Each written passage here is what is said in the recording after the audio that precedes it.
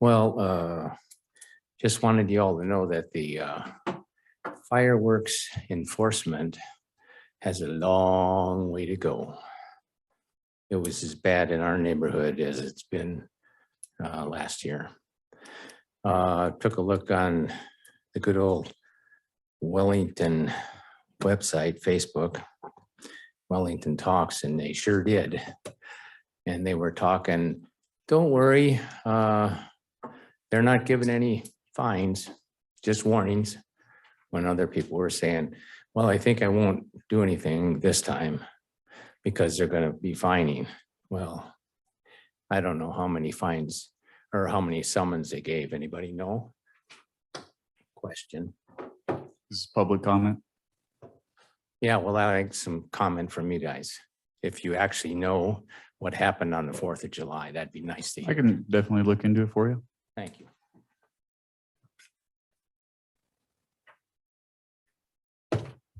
Christine Gator, Downtown Core. This is about the strategic plan. So I just want to say thank you to you guys for the mission statement. It's wonderful. For taking out the second half. Looks great. The vision statement is also really good. A great place to raise a family and own a unique business. I think this is great. I think this is what Wellington is all about. The only problem is it's not reflected in the goals below. Like the vision to get there, the goals should help us get to that vision. And I just don't see a great place to raise a family in the below goals or owning a unique business like a mom and pop shop, which is so great. And then the property, the Thimig property on 6th Street, it would be really sad if there was a chain store that went in there because it's a huge property, because then it would go against our vision statement of owning a unique business. So I really hope we can cultivate mom and pop shops here. And then I just want to point out under the communication on number 3, it says actively pursue resident engagement. I would just like it to be more specific. Send out communication to residents via direct mail for surveys and events. When I first moved to Wellington, I lived in the Knolls and didn't know about any of the events here in town for kids and everyone. I didn't know until I moved into the house that we're in now, and things started happening across the street at Centennial Park. And then I would say, what's going on over there? I didn't hear about any event. What's happening? I didn't know about it, but know about it because it's happening across the street from my house. So just a little bit more publicity, advertising of those events by direct mail to everyone, I think would be great. So people not living next to the park can know that there's something going on. And then also surveys. Back in December of 2021, there was a downtown survey for the land use code. And only 15 people in the downtown area filled out that survey out of 72 people that filled out the survey. And I just think if we had sent the survey through the mail, there would have been more responses from the downtown residents, since it's for the downtown. It's a downtown survey. So just to get more engagement, if we just send through the mail, it'd be great. And then the last one is the planning department. Number 2, parks and master plan. I was on the parks board for a year, and our number 1 thing that we've been talking about is redoing Centennial Park and the skate park, moving that to another park. So I just think that that needs to be the focus, not a whole master plan for the park, but we need to redo Centennial and then move that skate park so that we can redo Centennial. So that's what we've been talking about for the last year. So I just wanted to mention that. Thank you. Thanks.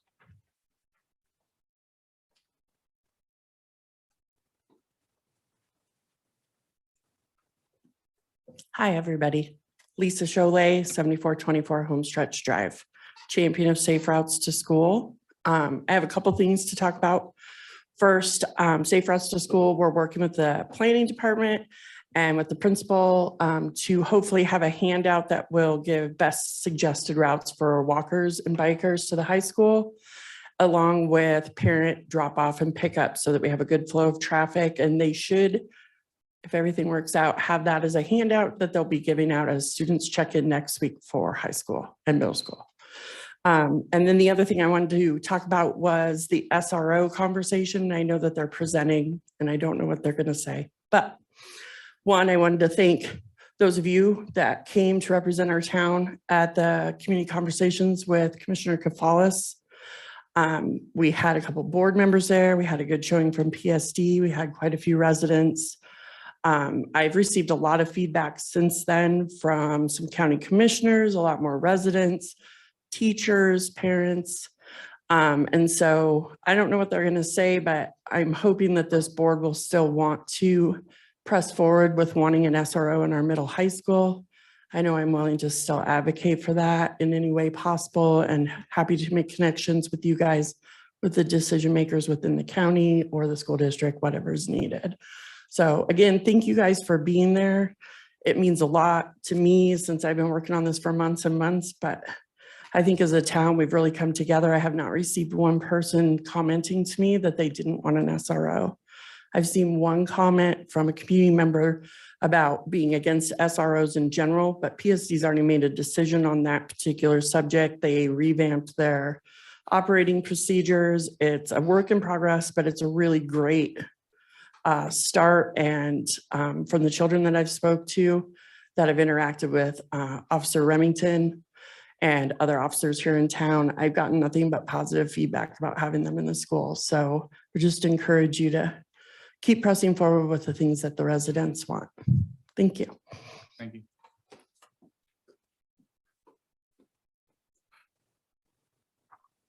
All right. Next, we have a presentation from Larimer County Sheriff Office regarding a school resource officer, Mr. Troy Bagard.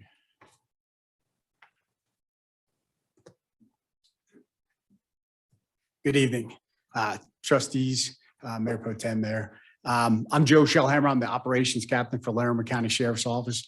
Operations consist of all of patrol, dispatch, SRO, co-responders, and then our emergency services, our wildland fire, search and rescue, and all. So SROs is a forefront in my mind, and I want to touch on that. First, I want to touch on the great partnership we have working with the town of Wellington. It's been fantastic. The 23 years that I've been here, just an awesome town to be a part of, awesome family to be a part of, and working with the board really has been pretty easy in my lifespan here. And the future is super bright, and I'm super excited about that.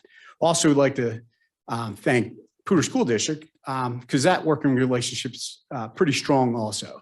It ebbs and flows. The SRO conversations a couple summers ago were difficult.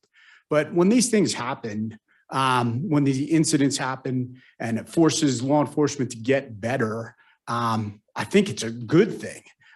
Those hard challenges and those super hard life things, and because we police for you, we work for you. So excited about those relationships.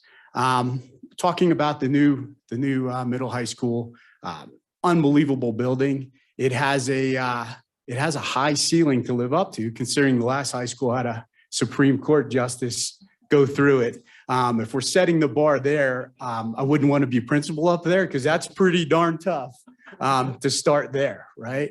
So just going back in history, that the success that old high school had and what it brought to the community, and you know, the Friday night lights, maybe a football game up here. I mean, that is really going to be an amazing thing. And I'm excited to be a part of that moving forward. But let's talk about safety and the safety of our schools. You know, there's a lot of things that keep me awake at night. A county the size of the state of Delaware, right? That's a lot of responsibilities. And we have responsibilities at the farthest corner, and we have responsibilities right here on 3rd Street, and we have responsibilities at the school.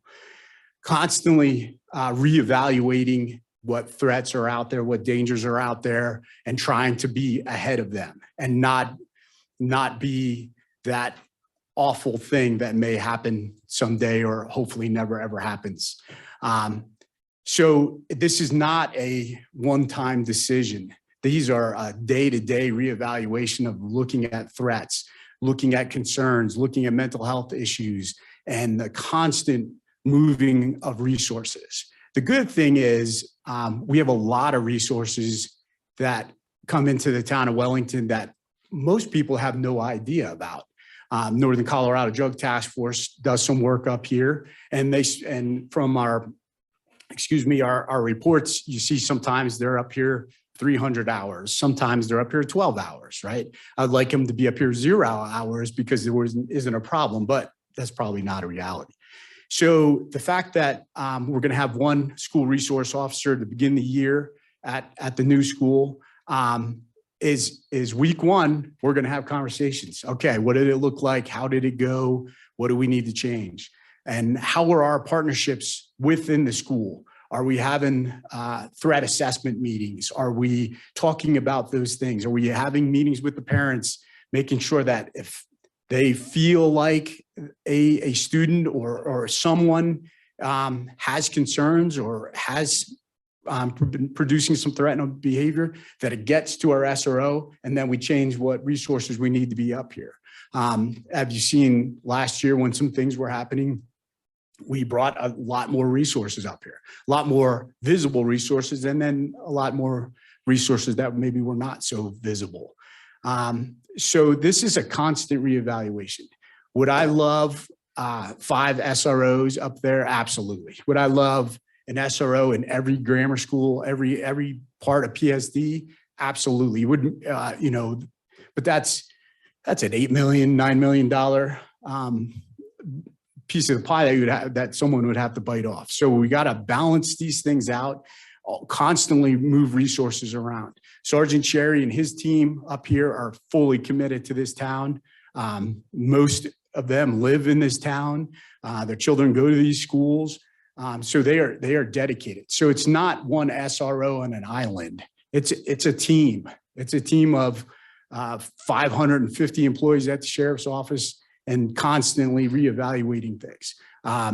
If I feel, week 3 at the school or month 3 at the school that we need more help up there, we're going to adjust things and then obviously have conversations with PSD and you folks about what the future looks like. And we're not, we provide a lot of help to a lot of folks.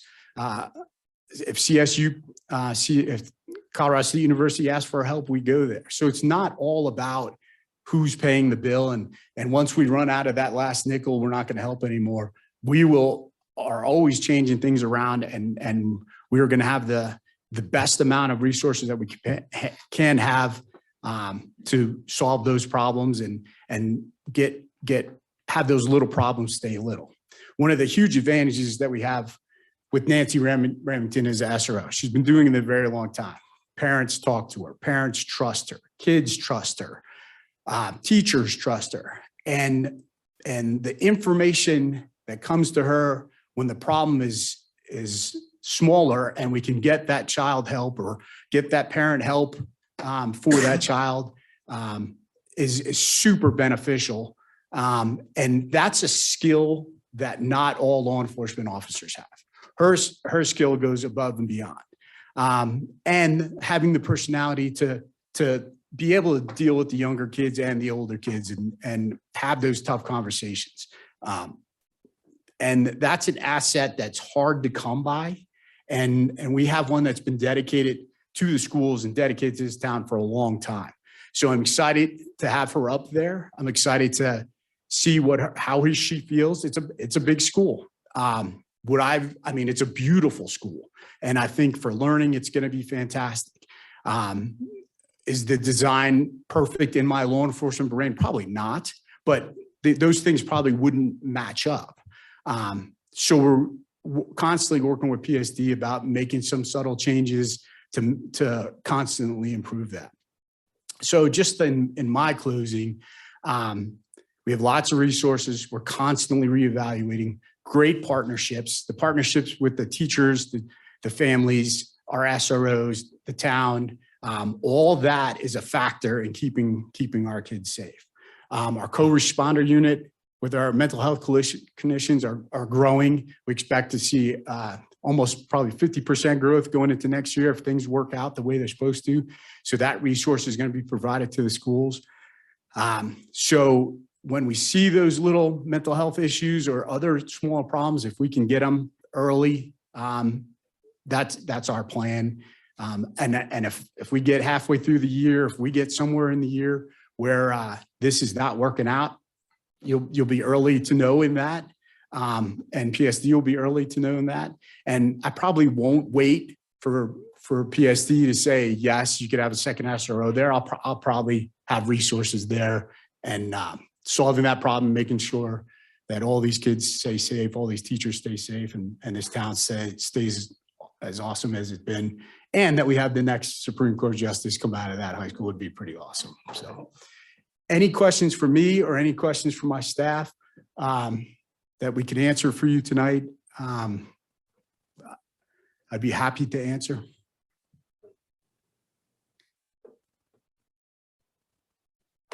I don't have any questions for you. Thank you. Thank you Okay, very much for presenting. okay. It's all on me. I was so close. I would have guessed it though. Again, I appreciate the work that you guys have done, and we have a great squad up here, and they do an awesome job. And Deputy Remington has been amazing, and I have not heard one bad thing about the work that she's done up here. The concerns that we continue, and I appreciate you guys are going to readdress, but what my concern is, Captain, is that what reevaluates that, oh, it's not working? Is that, oh, we had a suspicious package, or is it, oh, we had an incident and we lost children? And I think that's the concern that we're hearing from our residents that we represent. We don't want to wait. We see it as a problem. And I understand there's a lot of resources we have access to through Larimer County Sheriff's Office, and it's great. And I appreciate our partnership, and I think that should continue. But a large number of those assets are 10 to 15 minutes away.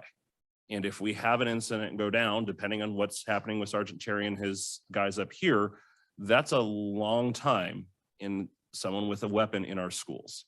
And I understand that Deputy Remington is going to do everything she absolutely can, but if we have something going, she cannot be in two places at one time. If she has that superpower, I've not seen it. And I think that's the concern. And I understand that you guys are trying to balance resources. I also understand there is a cost aspect of that, but I think the concern is that we don't want to take that chance with our kids of saying, well, let's wait for, because maybe it's something small and then it changes, which we hope happens, but maybe it's not something small. And from my perspective, sitting here on the board, I don't want to be the one sitting here saying we could have solved that. We saw this as a concern and we chose to do nothing. I understand your concern, and I wish I could come up here and say, every kid in Larimer County is going to be 100% safe moving forward. I can't do that, right? I try to do the best we can with our intelligence unit, with the relationships that we built. But just talk about 2 Fridays ago, right? I've been concerned since Cameron Peak about flooding and how that all goes. And we've been moving resources around every weekend when these flood threats come, and we lost the precious 12-year-old and a mom in Crystal Mountain. Even if I would have had resources right there while that was happening, I don't know if that would have changed that. Can only do the best that we can do without disrupting the schools itself, and making sure the kids have and my pager's going off. So that's one of those, something else is happening here. So I apologize for that. And that's our ES responding to a wildfire. So, these things happen, you can't be 100%, but I agree with you. I do not want one kid to be injured ever, especially in one of our schools when we could have prevented it. If the board could tell me I could have 5 SROs up there, I would, right? If the board told me I could have an SRO in every school up here, I would, right? Or multiple ones. I would love to have that. Would I be able to make that happen by September 1st? Probably not. I said, we have responsibilities up here. We have responsibilities in Berthoud, trying to do the best and keep everyone safe over a pretty large area, especially our children. So can you help me understand what is the challenge that's holding LCSO back from being able to provide that resource? Because we as the town, we've communicated at least to PSD. I would assume the message has come to LCSO that we're willing to pay a large portion of that. And I know you mentioned finances isn't really the issue. So help me understand from LCSO's perspective. I know the school district has their process that they go through. You're not PSD.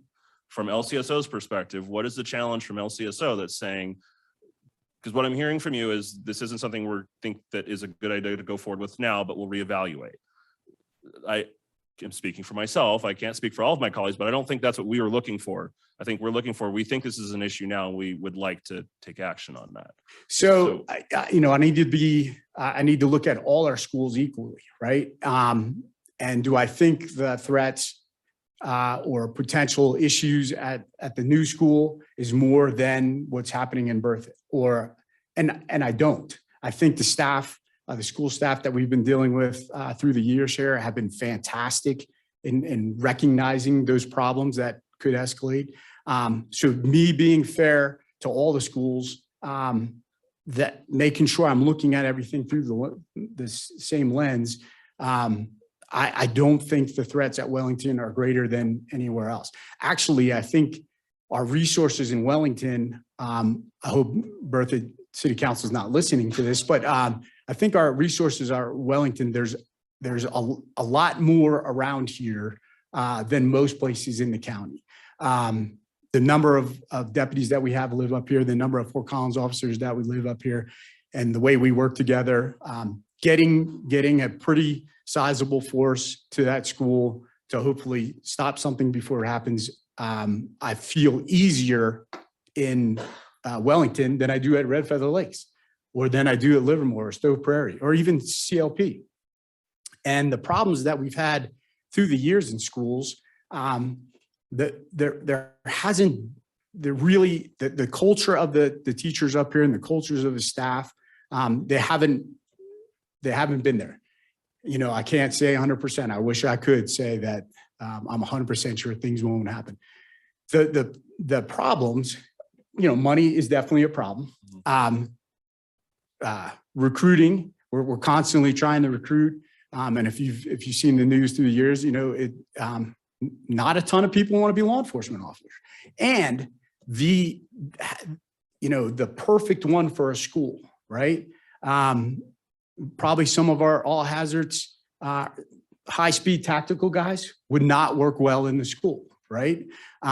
So it's not only recruiting, it's recruiting the right person, the right temperament, the right person that's a teacher, the right person that has some social worker skills to it, the right person that understands how to deal with children, the right person with the discretion, right? Because the kid who steals a bike, right? You don't want that to haunt them for the rest of their life. You want that to be a learning lesson for the rest of their life, right? And the two young men that get in a pushing match out front, right? You don't want that to haunt them the rest of their life. You want them to be able to work through that. So it's not only getting deputies, it's not only money, it's getting the right people, right? And I don't want to give you a deputy that fills a spot. I want to give you the right one that's a teacher, a guidance counselor, a social worker, a parent, a friend,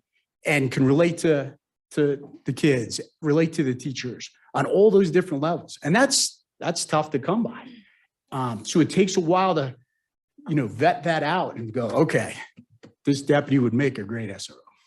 Got it. So is the issue that you do not have any deputies right now that have the training or could be an SRO that are currently, all of your deputies that have the training or could be an SRO are currently assigned elsewhere? Is that what you're telling me? That is correct. Okay, because I've received information otherwise that there have been people that actually have some of the training that would be willing to step into that. So there are. You can answer. Okay, so there are deputies that have been SROs in the past, but may not want to go back up into that anymore, right? And so is that the right chess piece for that puzzle? Probably not. Who spent maybe a decade in the school system,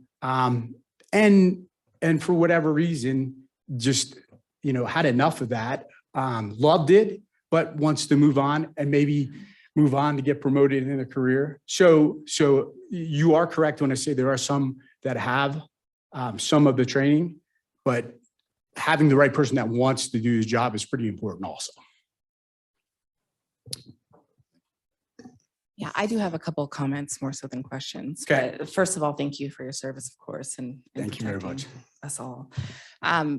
There's a couple things that happened recently and things I've learned that kind of has set my mind and heart at ease. So I kind of wanted to share all those with you, and some of them have to do with LCSO, specifically the Wellington Squad. I know a lot of them, not necessarily on a personal level, but as I get to know them more, I know their commitment to our town, their love and care of our community, and the fact that they have children in our community, our schools as well. So there is no question in my mind of the commitment of our entire Wellington Squad for the protection of our community and specifically our children. In addition to that, of course, accolades have always been given to Nancy Remington. So of course, I appreciate her services as well. There's a couple other things that I wanted to share though, in conjunction with that, I think that may help others to feel a little bit more comfortable as well. And these are things, of course, I've learned recently. So first of all, school district has some significant expansive mental health support that's constantly evolving. And they have the resources in addition to school counselors that they can send to any school in the district for any specific cases for free service, counseling, therapy, and help to any kids who require or need it. In addition to that, there's proactive efforts to find those children, seek them out and give them service and help them. That is wonderful to hear. I mentioned in addition to counselors at our schools, I recently found that our school will be staffed with as if we were 100% at capacity for the number of counselors per student, even though we will not be nearly or close to 100% of capacity.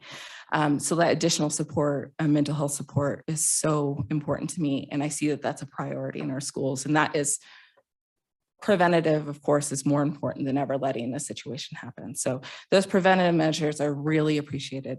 Other things I've learned recently is the school will have a full-time security officer. I wasn't aware of that until just recently. And that is another authority figure in the school that will know students, will have those relationships, and will have a lot of the functions of a SRO besides the actual resource officer piece, but will still have those relationships, know students, know the parents, make all a ton of impact there. So that really sets my mind at ease as well. Knowing that we're going to continuously reevaluate whether or not we need an additional SRO is really important. And from what we spoke from a board, and I feel confident in saying this on behalf of the board, but you can trust that this board will constantly be pushing for and representing the community for those reevaluations and request additional information whenever possible. We've agreed to that. We've put money on the line. That's not all the case that matters, but I know that that's a combined important feeling within this board. The other part of it is, and I don't know if everyone's aware of this, but there is a program called Safe to Tell, which is an anonymous way to report concerns. That could be anything from bullying, drug abuse, issues at home, threats to the school. And that is an anonymous way that anybody, including kids, parents, teachers, any community member can report a concern that is immediately monitored, through these programs. So the general idea is that there is an entire force of people and community that supports our SRO. And maybe people don't see behind the scenes and know what and why they're responding to what and who they're talking to, but there's an entire supportive group that makes that happen, including every community member. The other part of this too, is I learned a little bit more about the extensive training that all staff at a school receive, including involvement in drills that include LCSO or SROs and everything like that. Down to every single staff member, including people cleaning the school, administrators, everything like that, teachers, of course. And then they also have folks who have additional extensive training, including deans at the school. So as I learn more about this, I feel more comfort. Of course, like you said, we can never commit to nothing bad happening or never having evil in our world. But I can say that I am much more confident knowing all of these pieces are in place to keep our kids safe. But the really comes down to this. Sometimes people complain about traffic or fear of our kids being hurt in traffic. And I have to remind them that we're usually the people driving. So see something, say something, and we'll all keep our community safe. Thank you. I know a lot of the residents' concerns, I mean, come from the fear of the unknown, right? And we don't have a crystal ball. We don't know when things are gonna happen. You guys don't know when things are gonna happen, but you're educated, you're experts in the field. You guys have dealt with this. I mean, you've been doing it for years. So I'd rather live in faith than fear and just have faith in you guys. I appreciate every single one of you that's here. We are blessed as a community to have you guys, especially the ones that live here, that have families here. All of you as a whole. The collaboration that we have with you, with Poudre School District is amazing. So I understand the reevaluation, going through the processes, you guys using your expertise. You're the experts. We aren't the experts. The residents aren't the experts. And I have faith in you, all of you, in being able to take care of our children and our schools. And so I just want to really thank you for being here and presenting today. Thank you very much. And I really thank everyone, the partnership that we've had with the town for years and the friendship I've had with you. And just a little side note, my daughter graduated from Poudre last year and she's off to University of Virginia, and I grilled that police department like crazy. So just, I asked them a bazillion questions on how things go out there and what are you going to do if you do that? So I totally get it. And just thank you for the partnership. And we are going to constantly look at this. And I think about it every single day and how we can do it better and continue elevate our SRO program, elevate our deputies to keep getting better, to provide unbelievable service to this fantastic community. So thank you very much. Thank you.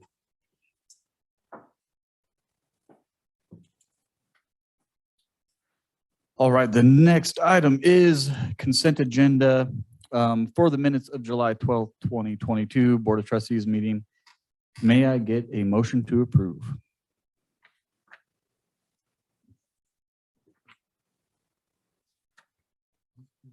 Anyone going once? I'll make a motion to approve the consent agenda of the and the minutes of the July 12th, 2022 regular Board of Trustees meeting.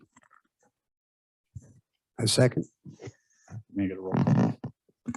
Trustee Wiegand, Yes. trustee Gator, Yes. trustee Kenny, Yes. trustee Mason, Yes. Mayor Pro Tem McDonald, Yes. Mayor Shosse. Yes. All right, the action item. Our only action item this evening is the appointment of Board of Trustees members to the Main Street Management Exploration Committee. I nominate trustee Wiegand and trustee Kinney. Are there any comments or questions from the board? Start with Mason, trustee Mason. I don't have any comments. I think Rebecca and trustee Kinney would do great for the job, and trustee Wiegand, you do awesome at it. So I have no concerns. Trustee Kinney. Yeah, I have some history with the Main Streets program, and I actually was volunteer of the year 2019. So it's a program that I love, but of course that comes second to none for the town of Wellington and what will be the best for our town. I think benefits of me being on this committee are that I'm trusted and well regarded, specifically with this organization and many within the community. And I think that negotiations with someone who is very trusted is going to be the most effective to make sure that we come up with the best solution. So I appreciate support or any kind of feedback is necessary, but thank you for your nomination. Trustee Gator. Yeah, I had two questions. One would be for the mayor, and then the other question just for the two trustees that'll be serving. So my question for the mayor, if maybe you could just elaborate a little bit on some of your thought process on your choice of the two trustees and what you liked in that. And then for the two trustees is really one of the things, this is obviously negotiations, and just if you both feel that you would be, I know I've personally had conversations with both of you, but just that being able to, you are representing the town and make sure that you're both aware of that and you think you can do that. That was one of two questions. Perfect. Yeah. So I'll start with trustee Kinney. Why I chose her. Obviously, her relationship with the Main Streets program has been going on for quite a while. She's well versed in how the organization runs. And if we're, exploring how to take this under the town, I think it'd be very hugely beneficial to have her on that and to represent us well, while also really knowing the inner workings of that organization. When it comes to Trustee Wiegand, right now he's on a committee that meets very rarely, and I want to give him a chance to shine and do some good work for the town. I trust you. I trust everybody at this table. And I just really want to involve everybody there. And so I thought you would be the perfect choice to get that done. And I think you and Rebecca will work well together, both coming from different backgrounds, putting those different opinions and ideas together and how to collaborate, I think would be hugely beneficial.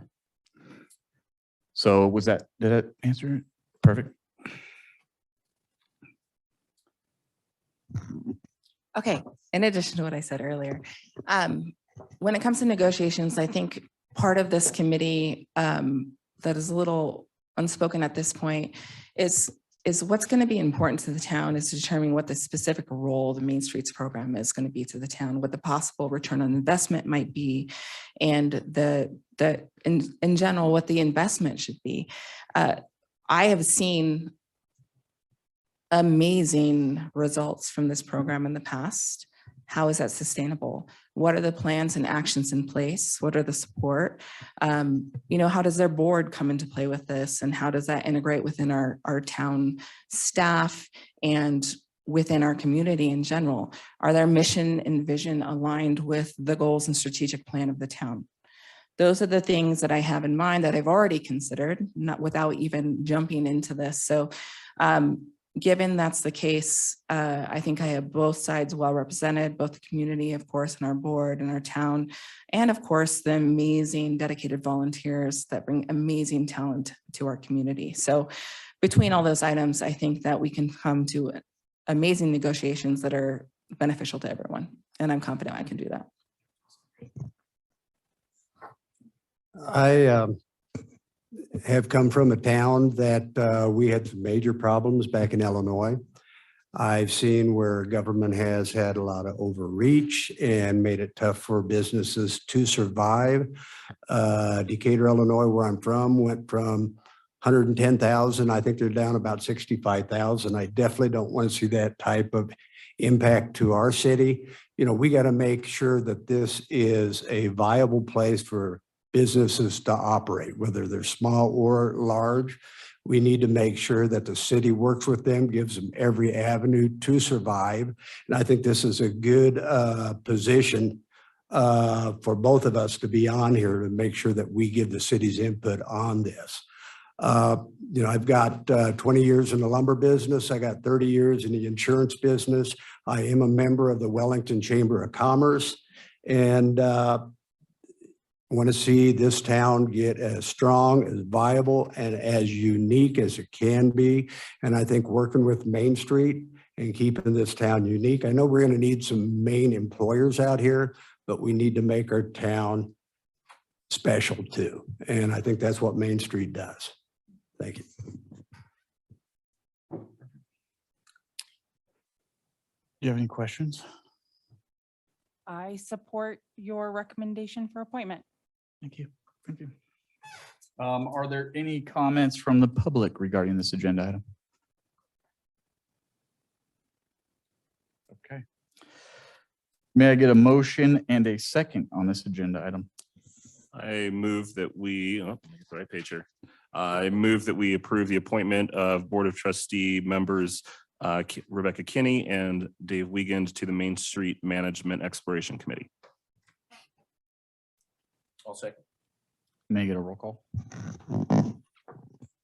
Or wait, no, never mind. Any final comments? No. Okay. Having no further comments, may I get a roll call? Trustee Mason, Yes. trustee Wiegand, Yes. trustee Gator, Yes. trustee Kenny, Yes.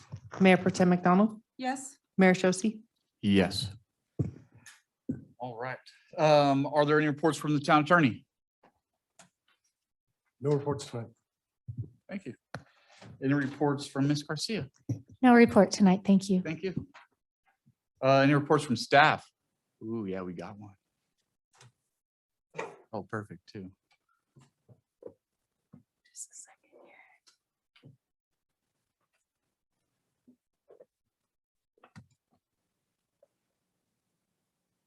that'll be for my second part. All right, I've got two quick presentations. The first one, sorry, good evening, Kelly Hodling, Deputy Town Administrator. Before you tonight is an update on federal grant requirements. So we've received a grant for the Stormwater Master Plan. I believe you saw Nathan's presentation last week, I think it was. And with that, you get, they're not audits, they're site visits essentially. And we had a site visit in March, and leading up to that, you have hundreds of pages of things that you need to provide the federal government to ensure that you're in grant compliance. I think everything in total, we had to send them a zip drive just to show the magnitude of everything that we had to give them.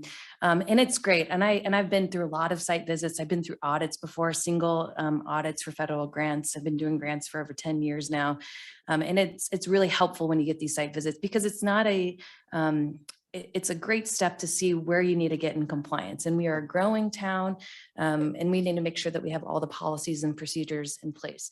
So out of those, I think there was about over 52 things that we needed to provide them. And there was 4 findings from that site visit. And I've got them in your packet tonight. I've got a letter from Justine, who's with the Office of Colorado Department of Public Safety and the Division of Homeland Security and Emergency Management. So with those things, the 4 findings that we'll need to include either in our purchasing policy or in our employee handbook. The first one is establish a formal personally identifiable information policy. And this is to protect against fraud, essentially, and to protect confidential information. And so we just need a little bit more of a formal policy in place with that, and a little bit more robust. So I've got a rough draft at this point that'll be included in our employee handbook that will get updated this August. Another thing that we need is a formal whistleblower policy. And this is to report any misdeeds, just another mechanism, and we'll have a variety of employees in place.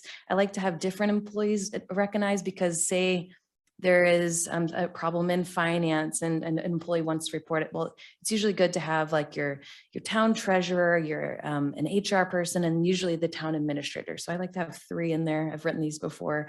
And so I think that's a good policy, just so there's another avenue, because I don't foresee corruption, but that's, just to have other avenues in different departments. So we'll have that included. And then another one that is part of federal grant requirements is that anytime that you know that you're going for grant funding projects, you have to ensure that there is affirmative action steps in place.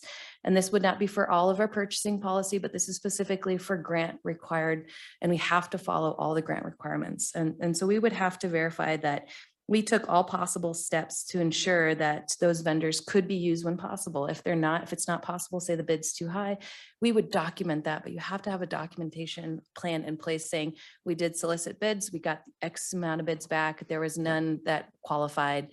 And it's just a piece of that documentation. When they come back for your audit, then you know that you're okay. The final part is verifying that any subcontractors or contractors for your jobs of federal grants, that they are not on the exclusion list, because there's sometimes that vendors are barred from doing any federal grants. Maybe they didn't do something by the books last time. And so we're going to include that in our policy. And I've also talked to some of our team of, even if it's not a federal grant, let's check that sam.gov. Because I don't want someone working in the town that might be barred from that either. So it'll likely be just a good practice purchasing wise on that. So we'll include that. So next steps, I'll be working with Human Resources and our town administrator, Ms. Garcia, to ensure that the employee handbook is updated. And then also I'll be coming back to the Board of Trustees about those things in regards to the purchasing policy to make sure that gets updated. Any questions? Okay. Yeah, so which is good. I appreciate you putting a lot of detail into that. It really helped. As much as I'm not a fan of affirmative action, my first job out of college was working in contracting for a minority-owned business, so I know how that piece goes with federal grants. So that's fine, and it's good that we get that in place for those. The question I had on Sam, and I think that is good to use in general, what entails people getting put on that list? Is that just generally they have actually been proven to do bad business practices, or can it just be you made someone mad and you got put? I don't know how it works. It's so fraud, it's Okay. embezzlement, it's you didn't actually do the work you said you did. It's real embezzlement, great. fraud.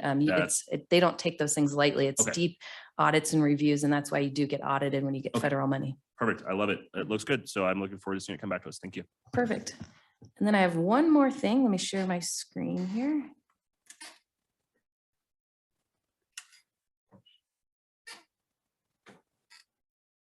All right, so this was not a federal grant, but we did, Patty and I talked and we wanted to make sure that we share some more of good news. We just wrapped up this project. This was over $500,000 from Main Street through the Department of Local Affairs. And I'd like to take a minute to thank Main Street, our amazing partners, Anita Hardy and Callie Cooper, who helped work on this grant with me. A lot of hours were put into writing it. And then we were the community awarded with the most businesses and the most money. So this was a huge feat. A lot of communities applied for this. And so we are probably one of the only communities actually that spent all of our dollars. I'm happy to report that as I just closed out all the paperwork on Friday. So fantastic news. So I just wanted for the public to see all the improvements that have been made downtown. So the first one you're looking at is Kanakavit Automotive, and they did a facade improvement, and they also did a new heating system indoors, and it's completely transformed. It looks fantastic. They did an amazing job. Another business that was awarded is Polished, and they did some paint on the front, a little bit of brick repair. Papa's Table also got a new paint job, and Callie Cooper did a great job. They were kind of debating about a variety of different paint colors on that. And we also worked with the State Historic Preservation Society. I'm probably getting that wrong, but we were able to find them an actual historic green paint that matched really well with the blonde brick. And they also got a new HVAC in the building. Wellington Auction, same colors paint, but he was able to get that, and it looks a lot fresher, and also new HVAC. So if you haven't been in there, I'm excited for wintertime auction because it's very warm. And Curtis said folks are sticking around a lot longer and buying things, which is exactly what we want. So it's like overly toasty. The Cakery, new paint, and they are getting a new sign. It's just, it'll be here soon, and new windows and doors on that. Looks great. The Old Hotel, 3725 Cleveland, new paint and a new roof. If you remember what it looked like before, it was really kind of falling apart, but it looks fantastic now. I mean, T-Bar, who hasn't seen it? It looks great. And they have, I'd like to thank them as a business in general to the town. They're doing a lot more work. And I think there's a whole bunch more that will be going on. And so it's great to see them in our community, new HVAC, roof, windows, facade, siding. It's a great entryway into downtown. So Kay and the whole team and Deb, his wife, have done a really amazing job of keeping that going. And the contractor's been fantastic too. Soul Squared Brewing, new paint. They did a lot more detail work, if you didn't notice, but they kind of try to match more historic buildings of that time. And so they added additional detail, and new solar, which is great, and that'll save on their bills, and a new roof. Thistle, it looks so great. The back of the building really looks nice too. New windows, siding, paint, etc. on it. So there's a lot of energy efficiency with that building as well. Wellington Grill, the paint was really falling off before, and they got a new roof. I think he said he went through like over 4 layers of a roof that was previously there. So it was quite an expensive job, and really will have some probably good energy savings at the end of the day if you had all that work. So it looks fantastic. And then I think our last one here is what was a vacant building is now something new, and Leave It to Cleaver. So they now have a spot. If you haven't been in there, it's a great spot to grab your sandwich and walk over. So it's really encouraging to see what wasn't a vacant building have life again, and it looks very nice. So I just wanted to wrap that up and thank everyone who worked on the project, and all of our downtown businesses worked their tails off. The state quoted us as Wellington saying it was a Herculean effort. So our businesses did a really fantastic job. Thank you. That's all I have. Thank you.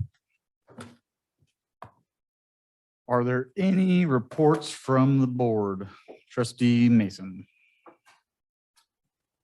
I don't think I have anything crazy really. I did want to just make some comments to LCSO because I unfortunately, it's kind of wrapped up a little bit earlier, but I did want to thank you guys for coming down, and certainly we appreciate the partnership we've got with you guys. I do want to kind of share some of Trustee Gator's concerns. I don't know that necessarily my mind's going to be changed on this particular subject.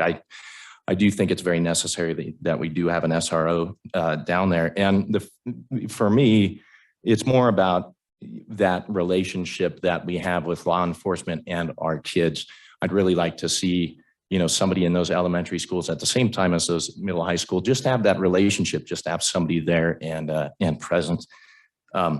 Certainly, I appreciate what the school district's done with, mental health and that sort of thing. But, again, I really think law enforcement presence is a big deal, certainly for our kids. And so I would like to see that. I don't know where we're going to go from here on it, but again, we'll continue that partnership. And thank you guys. You do a great job. So. Trustee Kenny. Yes. Okay. The first thing I wanted to talk about was I had the opportunity to attend an event at the library this last weekend. I can't remember exactly the name of the organization, but I wanted to just put my thanks and admiration out there for the current efforts of our library. I don't know if many of you guys have participated, but the inclusiveness, the community-based programming, and even in this case, the cultural programming that the library is offering through community events is outstanding. And we have this in Wellington. Even though our library is small, our community is big and it includes everyone. They had an amazing event this last weekend that I had so much fun with my kids at. And I saw the community celebrating together, dancing together even. So it was a fantastic event. They have them all the time, including engineering, robotics. Those are the ones that my kids have loved the most. And then so many more foam parties. Oh my gosh, there's so many opportunities to engage. So if you have not yet done so, please participate in those events from our library.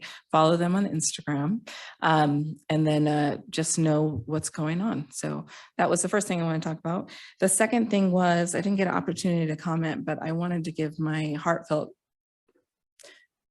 congratulations to our town and to the Main Streets program for the extensive efforts on getting and fulfilling this grant associated with facade and energy improvements. I got some very emotional feedback from business owners today as to how this saved them. So it is amazing to hear that we have committed so much energy and effort to making this happen. I also want to thank our business owners who took risks to participate in this program, because they did pay or participate in some of these costs. I mean, a lot of it was grant money, but when times are rough, it is hard to say, I'm going to put extra money into facade and energy improvement. That's usually not the top priority. So our businesses who participated took a huge risk to improve their livelihood. Our town and our entire town looks different on Main Street right now. And we can definitely thank our town employees who were on the streets. I would see them walking and talking and checking in constantly, and they made everything happen. It was very stressful from business owners. I heard from 100% of the businesses who participated in their concern for getting improvements done on time, finding contractors and making everything happen. So it was a hard effort from all parties involved, but our town staff and our Main Streets program went way above and beyond to make this happen. So thank you so very much. You guys deserve so much for this, and I really, really appreciate your commitment to our town and making it better. And I think that was it. Thank you. Trustee Gator. Yeah, so a couple of things I'd want to highlight. So had, I think, our final onboarding meeting, that's what I'm looking for the finance committee yesterday. Just again, we've got a great group of people on there. I'm very excited about them bringing feedback.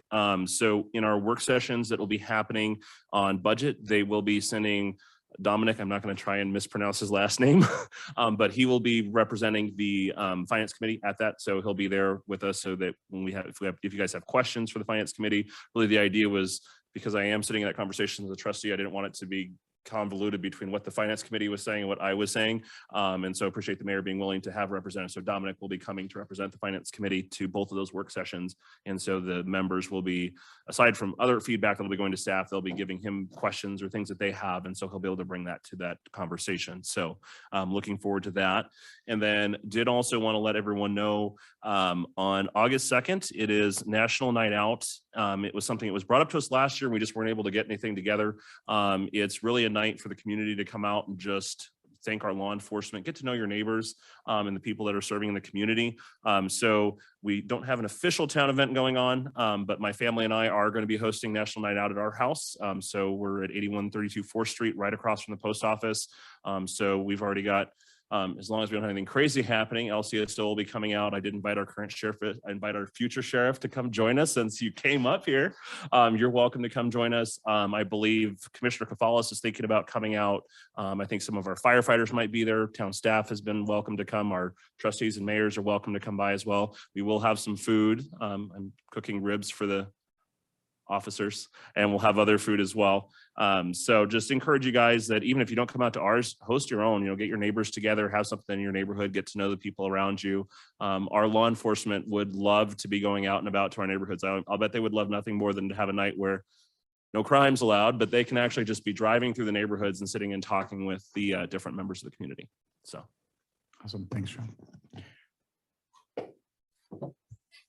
I want to thank the city and Main Street. They did a phenomenal job. I mean, coming through the pandemic and surviving, it was a big challenge. So I think the citizens here, really supported our business, and that shows a lot for the town itself too. Another thing I'd just like to throw out there too, I know with the, wanting to have an SRO, I know there's programs out there that could possibly train staff, teachers, whatever, where they could be doing concealed weapons. And I would think we should be looking at it, because if you got a place that's not a gun-free zone, supposedly, a lot of these things probably won't happen. I mean, if you get a shooter coming in, and if they know there could be a teacher, 2 or 3 or 4 there that are armed, they may think twice about this. So I know there's different programs out there that we could possibly look at getting, hopefully that PSD would look at getting our people trained. So I think, that's one of the many tools that you can use out there. Our police staff can only do so much, but there's so many back doors that can happen on that. So we just need as many avenues as we can get. So thank you. Thank you. I think that we have one of the most beautiful automotive shops on a main street that you could, I've never seen anything like that. And that was a big concern. And over the last 10 years, the community has really turned a corner and come a long ways. And a lot of that has to do with the big lift from not just Main Streets, but the chamber and the community as a whole, and people getting more engaged and participating. And that's really important. So thank you for encouraging our community to get out there and get involved. And thank you for creating safe spaces for people to get involved.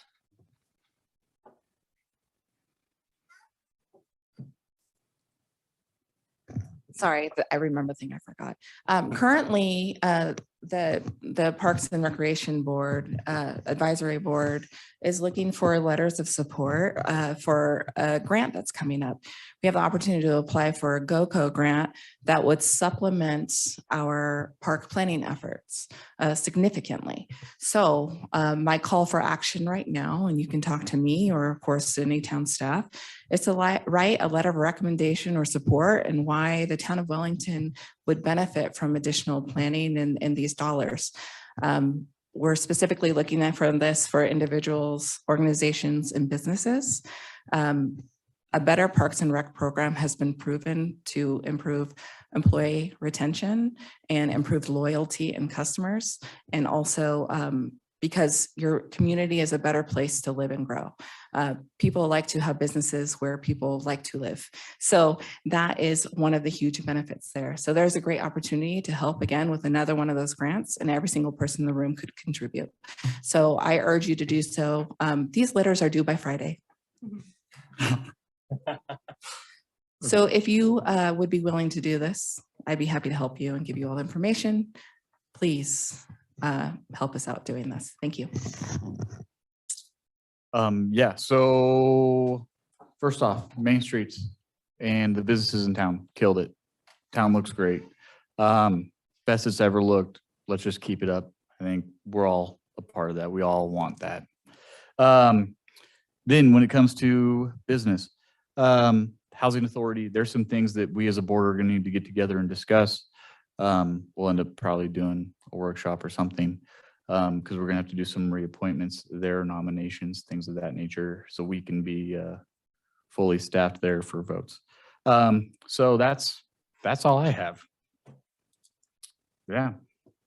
I'm going to adjourn this July 26th meeting 2022 at 7:34 p.m.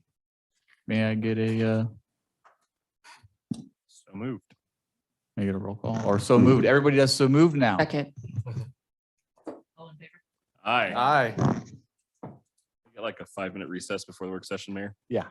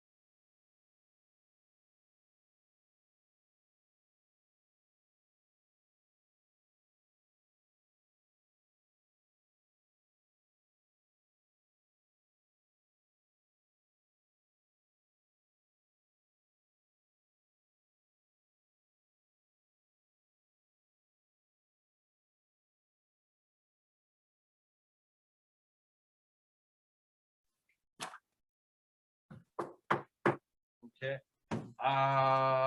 Work session is now in session. All righty. Good evening, Mayor and Board of Trustees. I'm Hallie Sheldon, Management Analyst, and this is the second work session on the 2022 to 2024 strategic plan. Before you tonight is a second draft with the adjusted changes from the first work session discussion. As a reminder for anyone that was not at the previous meeting, the strategic plan is a big picture document that is defined by the vision of the Board of Trustees. And then staff uses that vision to prioritize projects and assign budget numbers and things like that. So it's a very important document that needs to align with the vision of what the 7 of you really represent. So we are looking for your feedback once again on the changes tonight. I am happy to go through all of the changes if you would prefer that, or if you would just like to ask questions about the changes, whatever direction you would like to take. I think we start with questions. Trustee Gator. So I guess I have not so much questions as suggestions. So I don't know how we want to handle. Okay. So I'm not sure the right way. to go Let's through it. change that to suggestions. Okay. So the first thing that I think that in looking through this, and I appreciate a lot of the changes that were made, and it was good to reflect a lot of what we talked about, but just looking at kind of the goals that we have as a whole. And there's a concept in business called SMART goals, and it focuses in on that your goals should be specific, they should be measurable, they should be achievable, they should be relevant, and they should be time bound.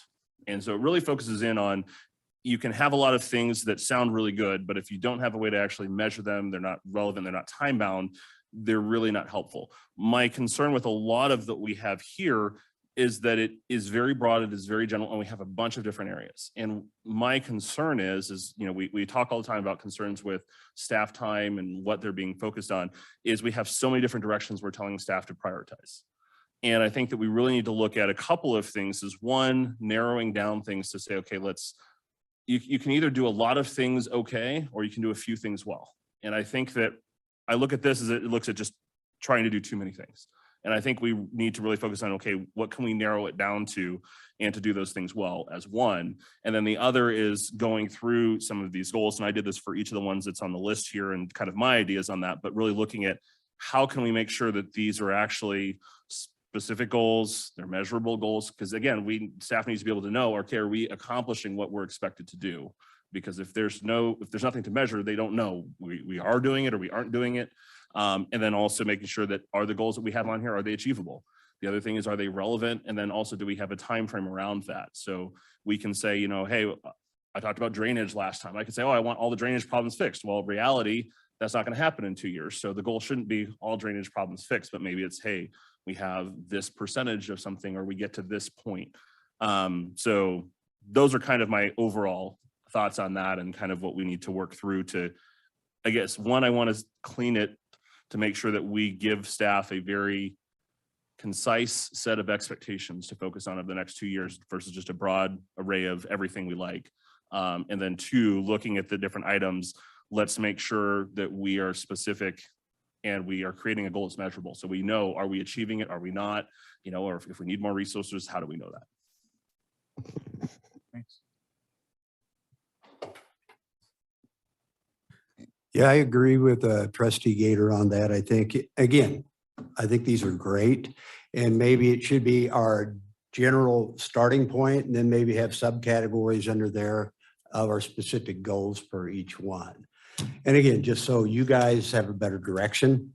And I think right now you could go quite a few different ways on each one of these, and there's no really specified way of doing what we're really trying to accomplish here. So I think just being a little more specific. I don't know if we need to do an addendum behind this on each one, or just change this. Not sure. Well, what's reasonably achievable in the next 2 years, not 20. So I would agree with Trustee Gator that I think that we've put together a really great foundation or starting point, but we need to narrow these down significantly to actionable goals. So I would be open to hearing suggestions on how the board would be open to narrowing these down and what a reasonable number of measurable goals would be.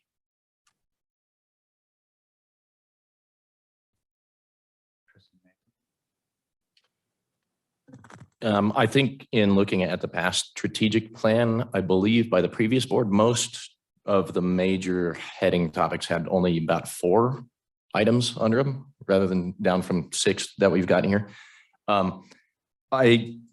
As far as the infrastructure section goes, I think we look pretty good there in the sense that we've got the stormwater stuff coming up. Obviously, the completion of the water treatment plants, we should have that in 2 years. Developing partnerships for transportation, that sort of thing. Obviously, we need to continue our relationship with CDOT and Larimer County on that, and pursue that over the next few years. Other than that, I think the infrastructure section looks pretty good. Maybe the only one, if we were going to take something off. Yeah, honestly, I think that section looks pretty good personally. I'm open to other comments. Although I do not disagree with the SMART goal concept, that's, universally known as good goals. I do want to make sure that we are indeed looking at a strategic plan, not the goals supporting a strategic plan. So we had questions last time we worked on this of what exactly is a strategic plan. So that's the strategy behind, reaching your vision of a community, right? So that's why you define what you are, where you want to see yourself within your vision, and the major themes of how that's going to happen. Within those themes, of course, we need to have specific goals. Absolutely, right? So I just don't want us to confuse what this is versus what we're talking about, because I think both are right, both are good. We need to have those. So I think a lot of these items can be condensed, speaking to the item. So if we're like, improve this as one, improve this as second, we can say improve this, this, and this as the general theme, and consolidate some of these numbers. I think that would be fine.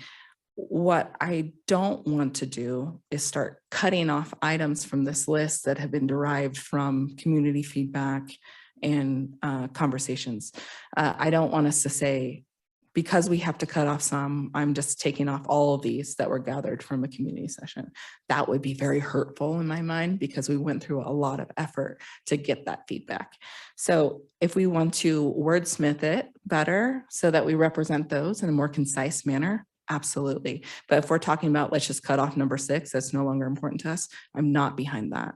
So, but with that said, I don't think we can accomplish that in this setting. But what we could do is provide that direction to consolidate these items, and then review what that looks like.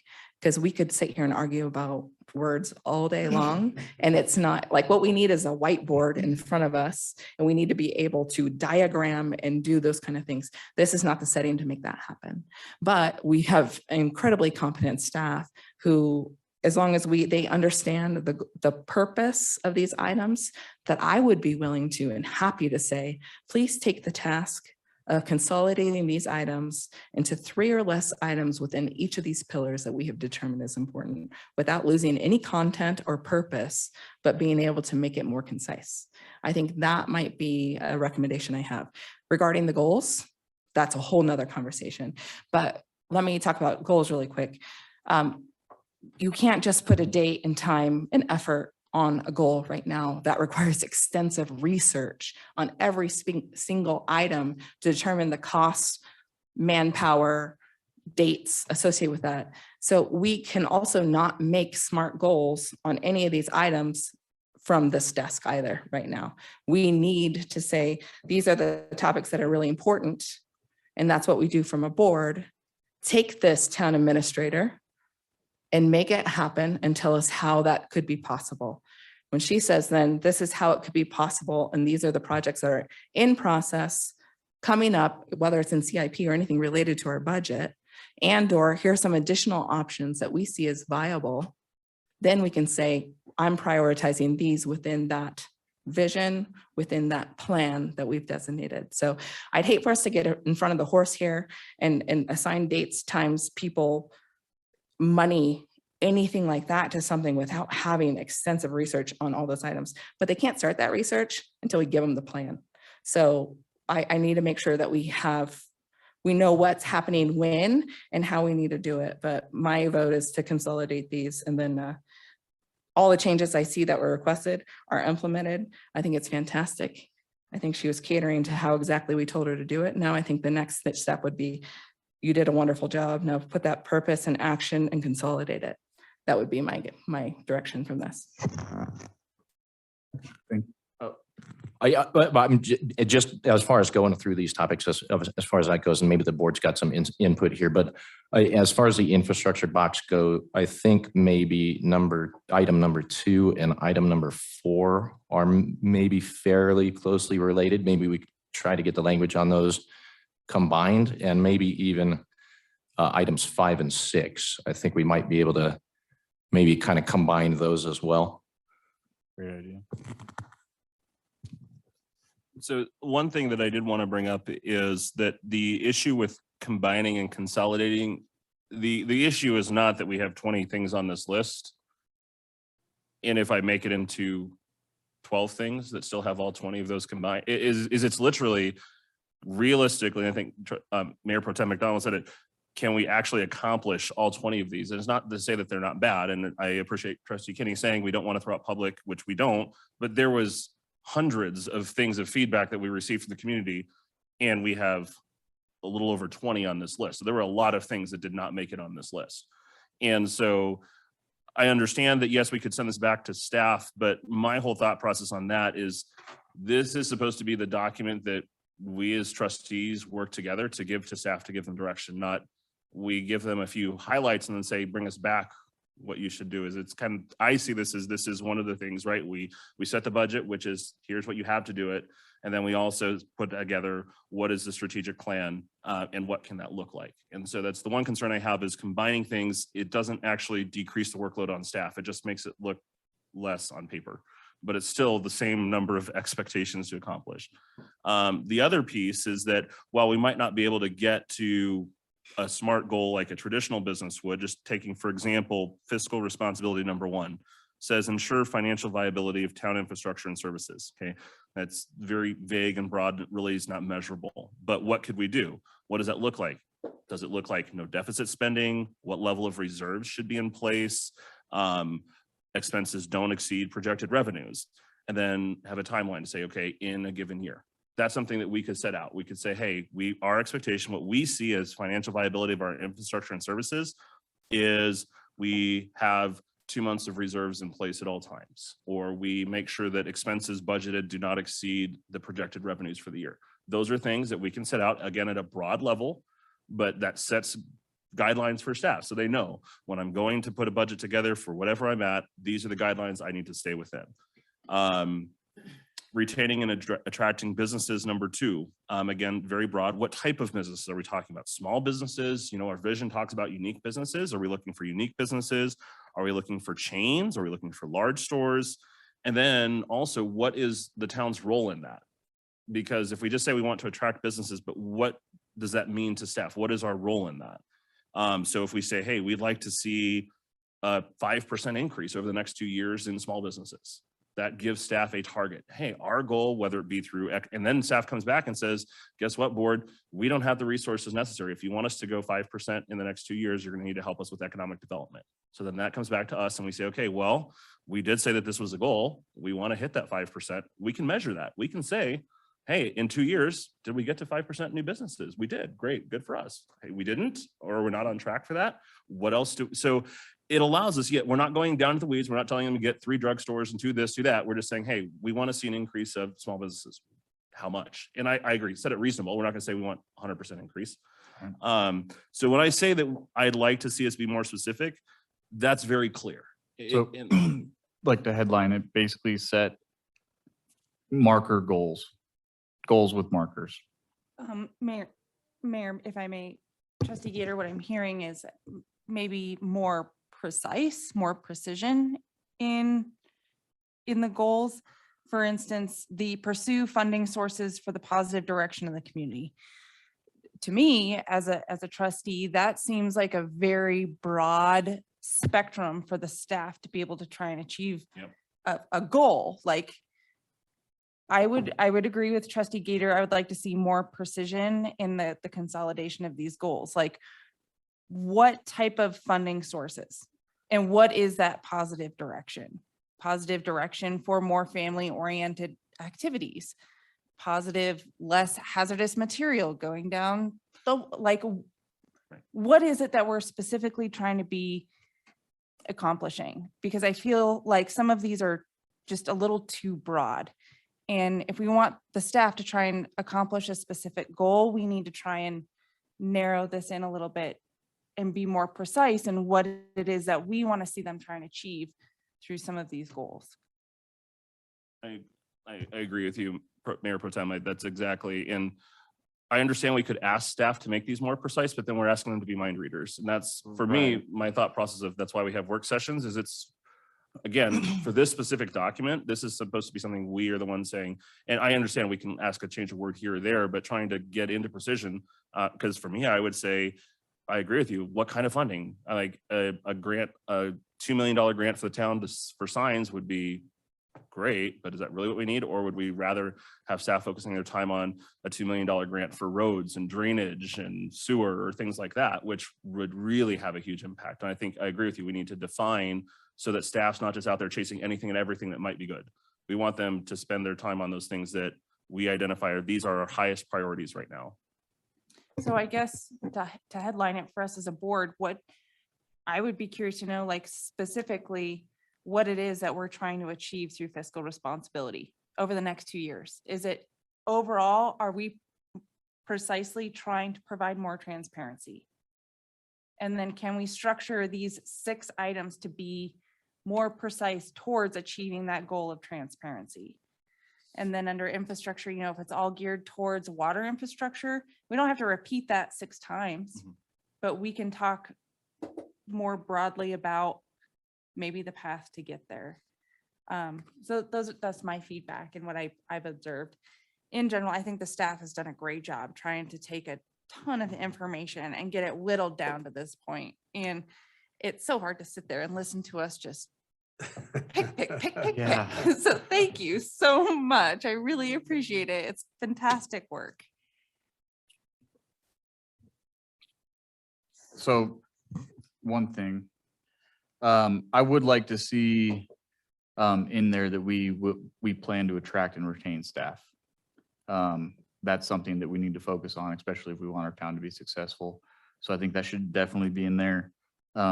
Possibly under communication, under 2, somehow tie that in to promote the inclusive language and improve access to local government through attracting and retaining quality staff, something of that nature, skilled staff. We could also change that in our vision statement a little bit to right after one of the best small towns in America, we could put to live and work. I think that'd be important. On the grand scheme of the actual strategic plan itself, I think I'm going to be the odd guy out and just say I think kind of needs to be a broad stroke. I think staff and with our guidance will be able to help us facilitate these. I think having some sort of markers to where we can, collect data is a great idea. Like, I don't know, you threw out like 5% business growth, something of that nature. I mean, obviously that takes time and whatnot, but I think it'd be beneficial for us to kind of have like KPIs. I don't know. That's where I'm at. I like your recommendations. Did you have something? I was just going to say, I think prioritizing what we're trying to do is just kind of like going after the grant money. If infrastructure is a major thing, let's make that #1 priority in the grant writing. And, as long as staff has the direction on that, we're going to utilize every hour to our best of our ability at that point. So I think that's so important. And, one of the big concerns is using our staff as efficiently as possible. And I think that would be the best use. Regarding your comment, something that was included in our previous strategic plan was not just necessarily retaining and attracting talent to the community, was general overall organizational strength. So not just getting the best people, but how do we make those best people better? I come from a background of organizational leadership. That's my master's degree. So you saying that is super essential and important. I wanted to expand that further. I know you guys are talking about narrowing it down, but from the perspective of leadership, we can attract as many amazing people as we can, and we can put in retention features. But if people, yeah, and if exactly. So I might default to our previous plan where we talked about in general overall organizational strength, because that is reducing so much risk from our community in general and making sure our staff knows that they're needed, wanted, and appreciated. So I would suggest that as well. And do you think that it almost warrants its own, you know, I know we're sitting here talking about consolidating, but that specific one is very different than anything else that we have on here. yeah, And I think it would warrant its own number. I would agree too, because I'm thinking, sitting here thinking of like, how do you fit that into any of these other categories? And it doesn't really, it is really its own item. Yeah. I would love to do those very SMART goals, but we do need background information. We can't just say 5%, like how many are there right now? So, and if you were going to do something around economic development, I would do a percentage increase of sales tax dollars. That's how I would measure it. So you might be getting more businesses, you might be improving the businesses you have, but generally the end point, the bottom line is we need more money to the town, and that's developed through sales tax. And that also, if we were to say it in that way, might give the leniency to some of our staff and departments to pursue opportunities that would increase sales tax, maybe outside of conventional methods. So that would give them the freedom. And I know we're talking about making it very narrow, but if our goal is, hey, I want to increase sales tax by this percentage, and that's the direction given to staff, then they will figure out how to accomplish that. And if there is something that's unconventional, they can then say, here's an opportunity for us, maybe not quite conventional, but I'd love to run it by you and see if this is something you're interested in. And the bottom line says we get more money to the town. So if you were to put a goal, I'm just throwing this out there, even though I do not want to put a number on it. And I think that is irresponsible if we were to do that tonight. But if we were to put a goal on fiscal responsibility, I would say something to the sense of increase sales tax dollars by blank. That's how I would measure that one. So that way there's multiple methods to do it. And there's a plan as to the priorities and how we need to make that happen. And it gives that leniency to the staff to say, I'm going after your goals, and these are my professional ways of how to make that happen.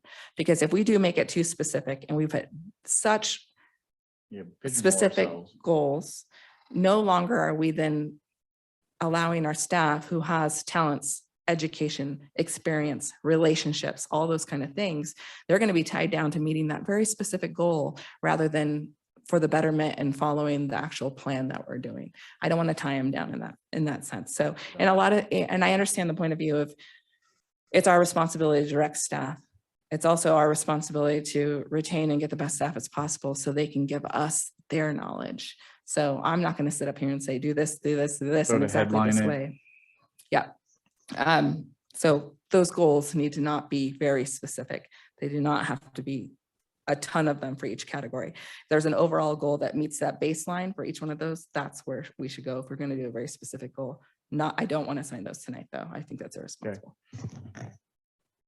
It might be helpful for me to mention what happens after the strategic Yes, plan please. is formulated. So the document is to the best of the board's ability to be the vision and goals. And the leadership team will then develop goals and prioritize based on that. So that's where the expertise comes in. personally, I don't know what stormwater solutions look like, but Bob Gowing, our Public Works Director, does. And so that's when he starts looking through his CIP projects and he's determining, okay, these 3 align with stormwater priorities. I'm going to propose this during our budget work sessions for the Board of Trustees to review. And that's where you start seeing the tangible goals formulate and you can give the yays and nays as the board. Does that make some sense? This is a broad plan. And then it goes to leadership, then leadership comes back with actual goals. And then that's when we move forward with it.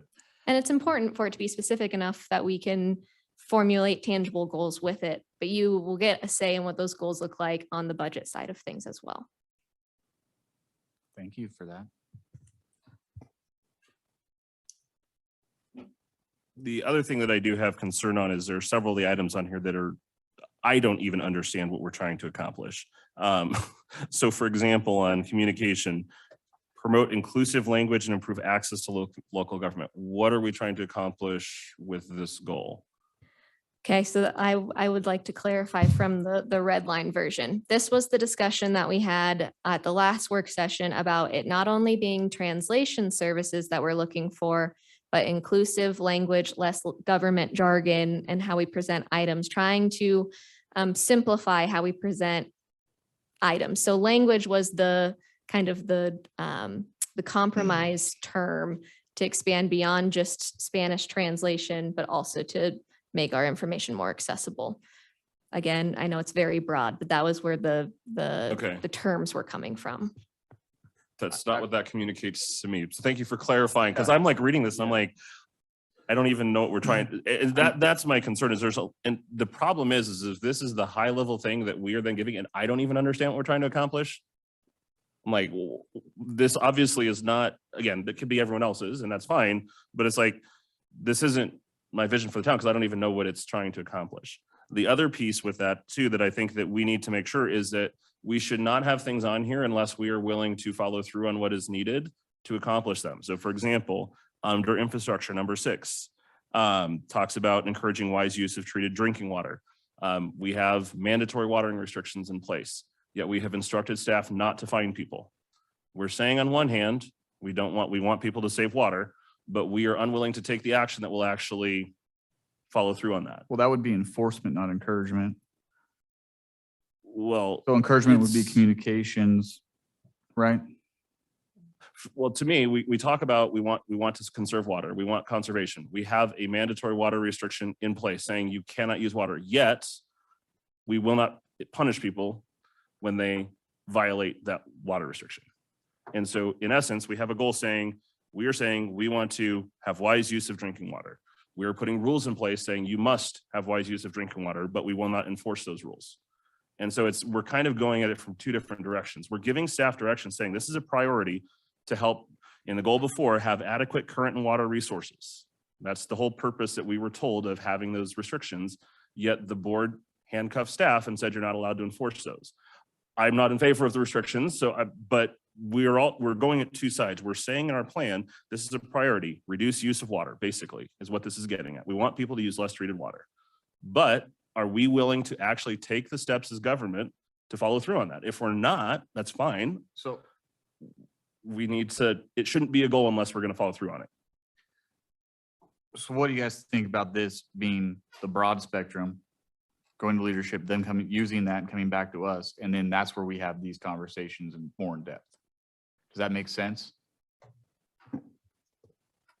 It makes perfect sense, but I thought that's what tonight was. So this is the question that I have is what is the purpose of us having work sessions to discuss the strategic plan if we're not going to actually sit down and go through it and work it out? If we're just going to have a couple of high level comments, then send it back to staff and then say they'll bring it back to us, because that's what I thought this was. We took initial draft, we gave them comments, and then I thought to me, that's the point of work session, right? We sit down and we figure out, do we like this one? Yes, we love it. Okay, great. Should we change this one? No, we love it. Great. Well, we don't like this one. Okay, to me, that's the purpose of a work session, right? That's why we don't do it in a public meeting. So we have the time to go through and figure it out. But if we're just simply going to capture a few comments and send it back to staff, are we just going to do that and then it's going to come back to us again, then we're going to do the same thing? Or are we actually going to, I just need to understand, because it seems like that's what to date was supposed to be. But I'm hearing, oh no, tonight's not the place for that. So then I'm like, what is the place Yeah, outside of the work session? So I mean, I guess the way I'm understanding it is we get this, we went through it once, now we have this one, and this is broad. It goes to the town staff, and then leadership comes back with goals, and then that's where we actually discuss the real, like, meat and potatoes of it, right? This is more or less just like the menu. So where my concern is that the meat and potatoes they are going to put together is going to be based off this. So now again, if everyone else loves it as it is, then that's fine. I'm one voice and we move on. But if we don't feel like this is where it should be already, or we already have concern, which I personally do, I don't know about anyone else. So from my perspective, I have concerns as it right now. So if I then turn around and tell Patty, go build, she is going to build the things I'm not going to agree with because I don't agree with what she started with. And so then we're going to wind up in an even worse place because now they've invested hours putting together goals towards something I don't even think we should be working on. Now, again, if it's just me, it doesn't matter, right? There's 6 other people, and if everyone else loves it, we're fine. But the other thing too is I know they're trying to put a budget together. They kind of need to know, what are we prioritizing? So we kind of need to give them, here's what you're going with, not bring it back, bring it back, bring it back. John, tell us what you want to change. I mean, we want to hear, Yeah. we're here. So if you have specific items, just Sure. let's go over them. Okay, Yeah. great.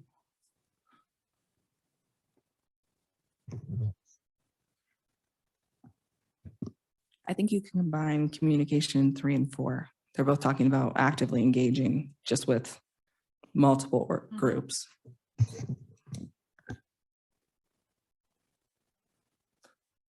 So I already talked about 1 and 2 under fiscal responsibility. Number 3, maintain financial transparency and increase operational efficiency. Again, too broad. How are we maintaining financial transparency? Is that focused in on, for example, having financials available on our website? Is that looking like reports of bills? Is that, hey, we've got this finance committee, and then how are we getting the information out to the public? And I saw this at a fire board meeting recently, is just because information is somewhere available out there, doesn't mean people are going to feel that that's transparent if they don't know where to find it. And then how do we measure transparency? What does that look like? Are we saying it's a survey of public? Is that there's some consultant out there that does financial transparency study? I don't know what that looks like, but it's like, how do we measure that we're being transparent? I can say I'm transparent till I'm blue in the face, but if the people that I'm supposedly being transparent to don't think so, I'm obviously not. It's not working. So that would be an example there. Operational efficiency is also very broad. What are we talking about? Are we talking about reducing spending? Are we talking about combining, like, what does that mean in operational efficiency? There's a lot of different ways that could be focused. What is our goal that we're trying to tell Patty she needs to focus on? Not saying, okay, don't buy this and don't buy that, but just generally, are we saying we want you to reduce your spending? Are we saying we want you, like, what does that mean? And then how do we measure that? Do we measure that on a quarterly, a yearly basis? Do we just look at it at the end of every year? How did we do? Again, if we're not asking the question of, okay, how have we done against this goal? We don't know if we're hitting it or not. So that's on that one. Pursue the funding sources. We talked a little bit about this. Sorry, go ahead. I just want to hone in on a couple of ones because I'm getting overwhelmed, just so you know, so over a lot of them. So regarding the topic of how do you measure transparency, transparency is perceived, right? So my suggestion would be to add something to the section about organizational strength and talk about another community survey. Because that would give the opportunity for us to measure and understand, of course, improve that communication, the engagement piece, and also have an understanding of how transparent people think we are, because it is completely perceived. Obviously, you do things to make it more transparent, but whether or not people feel the transparency is their opinion. So their opinion is gathered through surveys. So I might propose that we do a community survey and have the points where you're looking for that are all perceived measurable goals be points or questions within that survey. That they may match previous surveys that we've done, which would be brilliant because that would give us a point to measure against. But it may provide that baseline that we might need next year when we do the survey again to see if we improved. So just add in there, survey the public for transparency. Or any of these topics that are perceived. Yeah, I think items. there's several on there. I agree Yeah. with you. I think that I think Patty talked about before, doing like every couple of years as you do the survey, and that's it. We do that survey biannually, and in that biannual survey, we want I say start low, but we'd like to see 30% or more of residents think that we're being transparent. That would be like our goal. And now if we get the result and it's like 60, great. If the result comes back at 10%, we're like, okay, we're missing the boat somewhere. Yeah. But I agree. And there's other stuff too. We talked about the funding sources. For me, I would say it's always good to start with a goal of how much funding do we want to secure? Like getting, and again, not like, okay, if you don't secure, but it's like, let's say we'd love to secure 2 million, 3 million. I don't know what that number is. And then what area should we focus on? Like set out, okay, staff, we want you to focus in these specific areas. It's not that you can't do it, but again, we've heard from staff, it takes 30+ hours depending on grants to pursue a grant. It takes a lot of staff time. Well, let's be specific about what areas do we want you focusing in on grants. Can I interject? Yeah. So I think putting for the positive direction of the community that's kind of encompassing, right? If they're going to be pursuing funding and it's for the positive direction, then they know, hey, these are the areas the town needs it. They can bring it to us and be like, this is what we think is worth pursuing. So we don't have to get so, I feel like we're getting very detailed on this to a point that is unnecessary. And so we kind of got to I don't know if it's like wordsmithing or what, but I agree, but I don't think we need to get so down into it with everything. I don't know.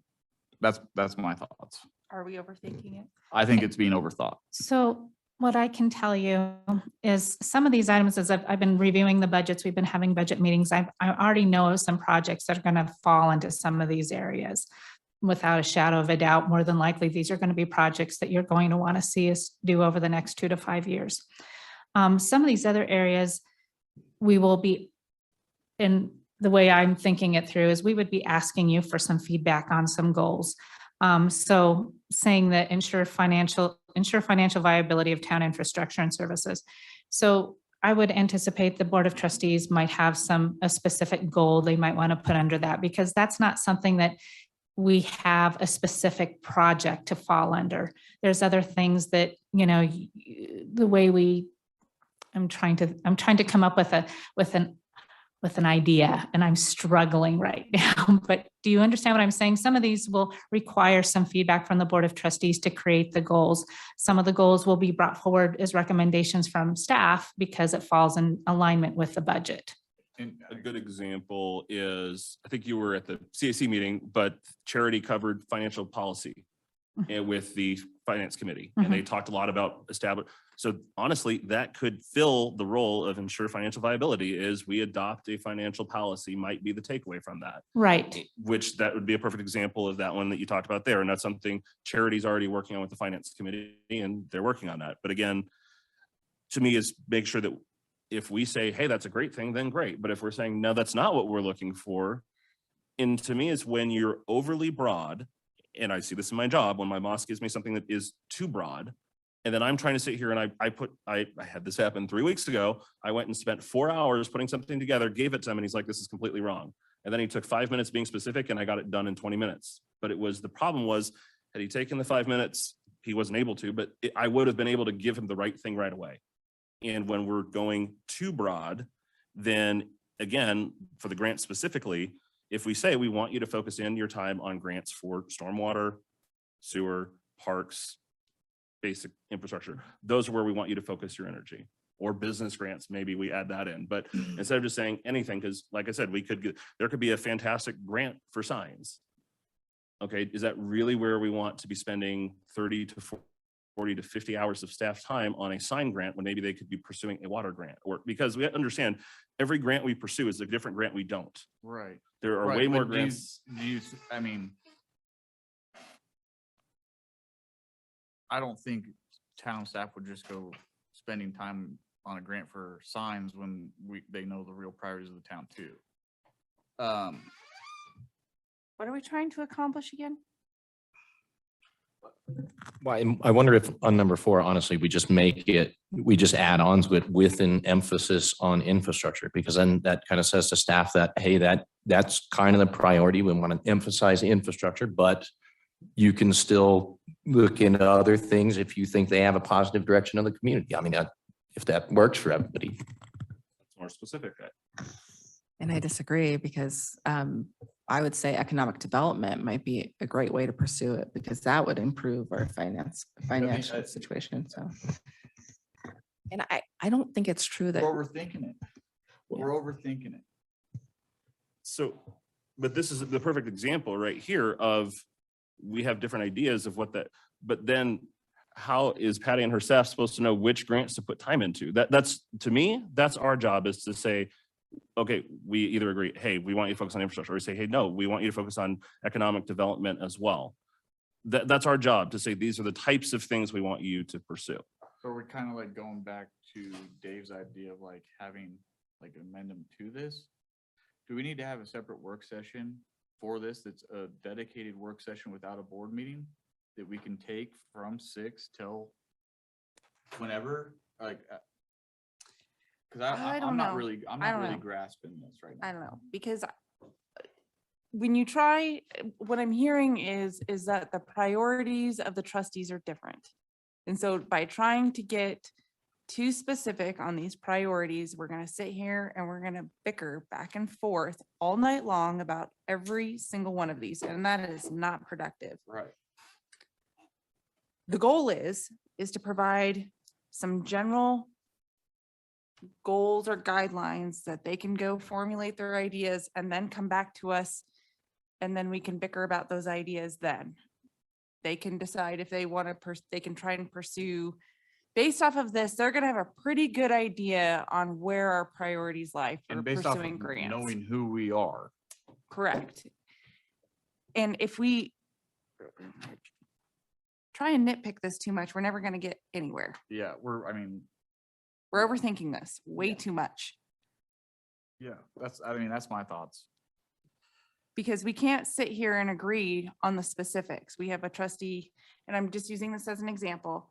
We have a trustee that is, talking about grants, and we have one that's talking about economic development. And if we sit here and try and do this with every single one of these, we're not going to get anywhere. And then she's going to revise the document based off of what we talk about tonight. We're going to have another work session, and we're going to go through every single one of those again, and we're going to make, Yeah, it doesn't make sense. what is the level of, are we 10% happy with this? Are we 80% happy with this? I will share that I'm about 60% happy with this. I think that we've done a pretty good job. I think there's too much. I think it's unrealistic, but that's just my opinion. I also respect that, we also have to be sensitive and respectful to all of the time and effort that was put into this, and it could be hurtful to pull some of these off there. I sometimes my feelings are hurt sitting up here and hearing the comments that are made by other trustees. I like to think that I'm trustworthy and that I'm responsible and I'm perfectly capable of negotiating as well. But sometimes we say things that maybe we just shouldn't. And we're overthinking this document. And if we sit here and nitpick this, we're going to say things that we're not intending to say or do. We need to keep this broad, but not too broad. We got to find the right temperature of porridge here so that we all feel comfortable moving forward, and we can do this in 2 years. This is not realistic in 2 years. I agree. It's not. So Hallie, what can we do to get there? So I think what would be helpful tonight is to go through the goals that are currently on the document and say, yes, this is a vision that we would like staff to pursue. Whether that looks like grant funding or economic development, staff will take the time, cost benefit analysis, take our expertise, do the work to develop budget items, to develop goals and priorities. The previous strategic plan, the 2021, that one that we had set, we would give quarterly updates, and staff would track as work was being accomplished, projects they were working on within the category and the goal that was set by the Board of Trustees. We would present those items, whether that was during an actual contract award or whether that was actually during like a strategic plan quarterly update. That was a chance for the Board of Trustees to then give us feedback. we pursued the economic development route. We're starting to feel a little iffy about it. Now we're going to transition to looking at more funding sources. When you leave the goals and the themes a little bit more visionary, it gives you opportunity to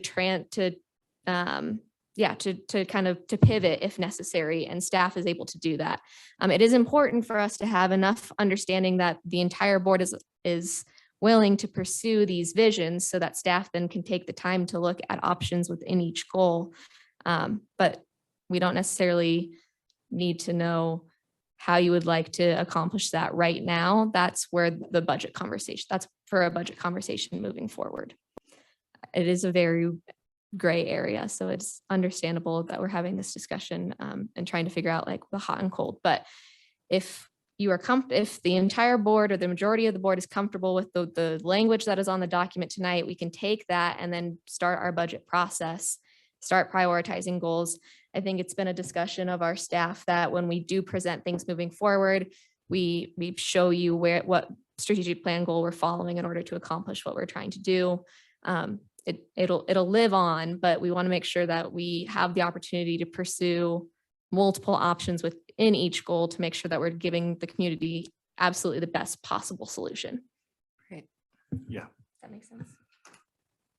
Well, the feedback that the mayor gave specifically regarding the vision statement, I think is very important. And then additionally, the item that Trustee Kinney and Mayor Chelsea also suggested about recruiting and retaining staff and organizational strength. That element is completely missing off of this document, but I think it's important. And I don't remember exactly what it said on the last, I do remember it was on the last strategic plan document, but we can look it up here I real mean, quick. like something along the lines of attaining, attracting, and enhancing town staffs. Something along, I mean, or like a continued education or So the previous thinking on that, Rebecca?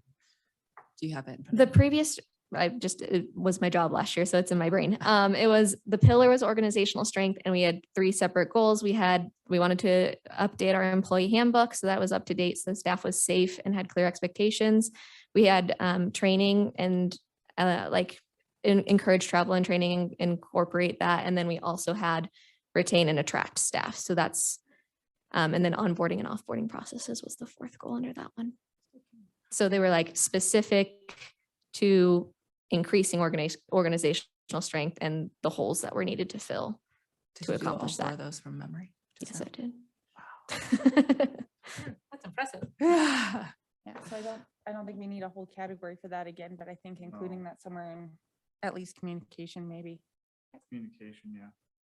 That's right. I mean, that's the only place that it's fits.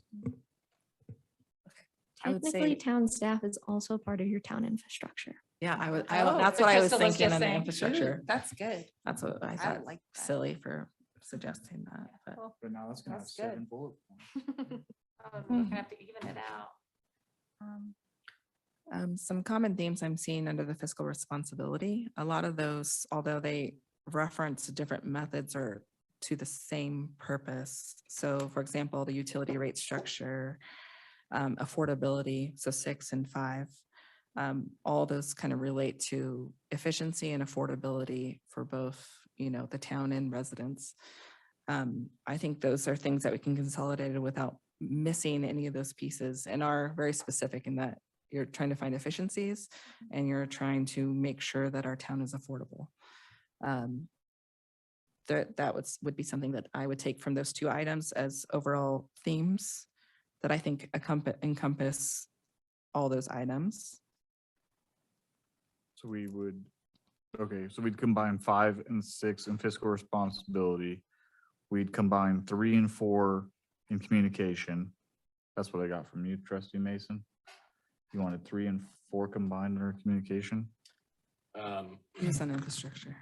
2 and 4 I thought would be good on infrastructure, and 5 and 6 on infrastructure. And honestly, on 5 and 6, really, it's as easy as saying, ensure adequate current and future water resources while continuing to, and that's it, right? Because we already do the efficiency piece as far as communication goes. We're going to continue to improve that, obviously, but I think those are, should be pretty easy to combine, I would think. That makes sense. So can we all sit here and agree that we are going to right now focus on how do we narrow this down yet leaving it broad so that we can come back at budget and discuss things further? I think it'd be good actionable step right now to make some improvement. I think that's a good idea. I think the consolidation that's been suggested currently that's a great step. So are we happy with moving forward with this and then continuing with budget with these recommendations so far? Yes. I'll say yes. Yes. Yes, yes. Trustee Mason, Yeah, I mean, yeah. trustee Kenny, Yes. trustee Gator. I think it's a good start.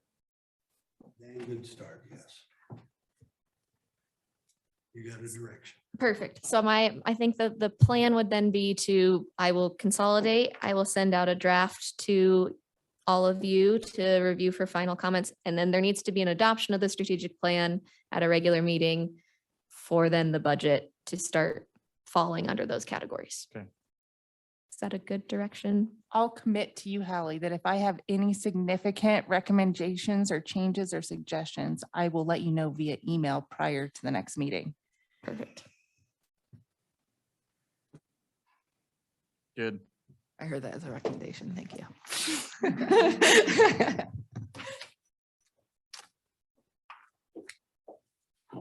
And we're done? We're done. All right. Thanks, everyone. Thank you.